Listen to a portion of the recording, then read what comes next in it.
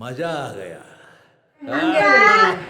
मजा आ நீங்க இல்ல நீங்க பியூட்டிஷியன்னா நீங்க என்ன நினைக்கிறீங்க? இந்த பக்கம் வந்து அவங்க ஃபேஸ் கண்டிப்பா கவர் பண்ணணும்டா.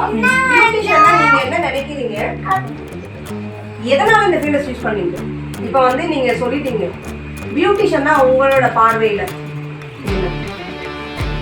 இவங்களையும் கேளுங்க. வீடியோ கவரா கேட்பாங்க இவங்களுக்கு வந்து கேளுங்கடா. எங்க வந்து நீங்க சொல்லுங்க பியூட்டிஷியன்னா அவங்க நீங்க என்ன நினைக்கிறீங்க? நீங்க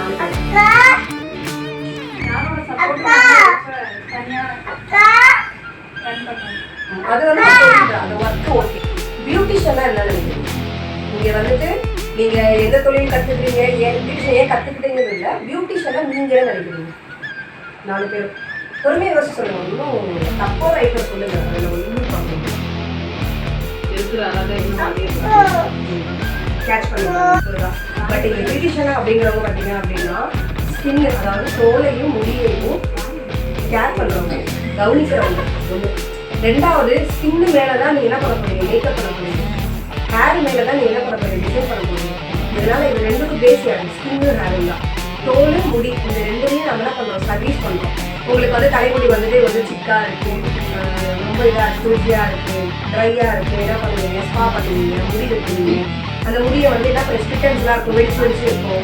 இதெல்லாம் என்ன பண்ணுவீங்க, கட் பண்ணுவீங்க. அது பேர் அழகுபடுத்து. எதை அப்புறம் லேயர் பார்த்தோம், ஸ்கின் டைப்ஸ் பார்த்தோம், ஹேருக்கு ஃபர்ஸ்ட் சொல்லி வேறு என்ன பார்த்தோம்? நீ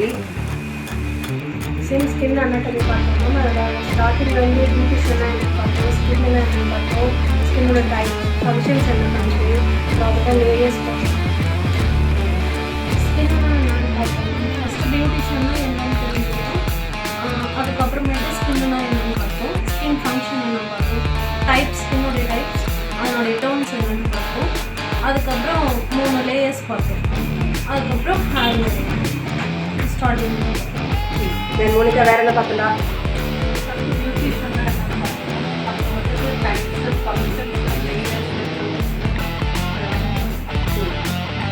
அவ்வளோ பார்க்க மாட்டா.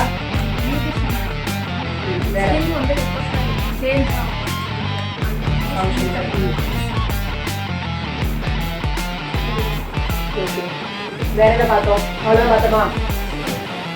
அதுல இருந்து நம்ம என்ன பார்த்தோம்? இதெல்லாம் லேர்ன் பண்ணி ஸ்கின் அனாட்டமி பார்த்ததுக்கு அப்புறம் என்ன பார்த்தோம்?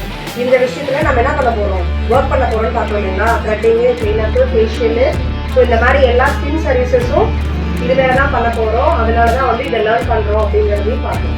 இதையும் நாங்கள் வந்து இன்க்ளூட் பண்ணிக்கணும். சரிங்களா? நாம வந்து எப்பவுமே ஸ்கின்னா வந்து படிக்கும்போது ஸ்கின்னோட அனாட்டமிஸ் ரொம்ப முக்கியம்.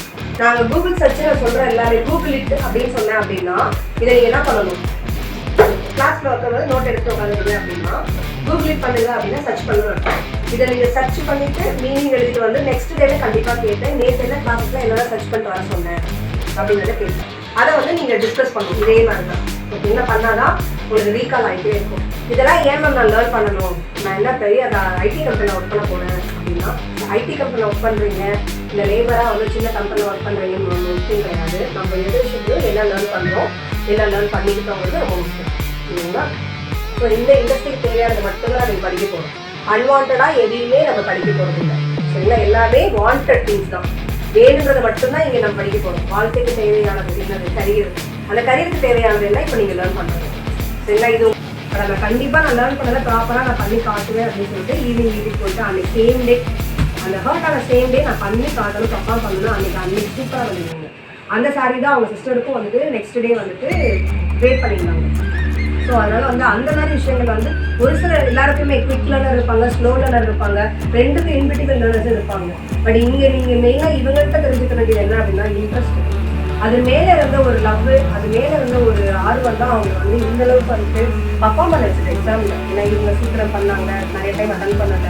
அவங்க வந்து ரெகுலராக வருவாங்க. இவங்க 2 பேருமே ரெகுலராக வருவாங்க. லீவுங்கிறது வெளியே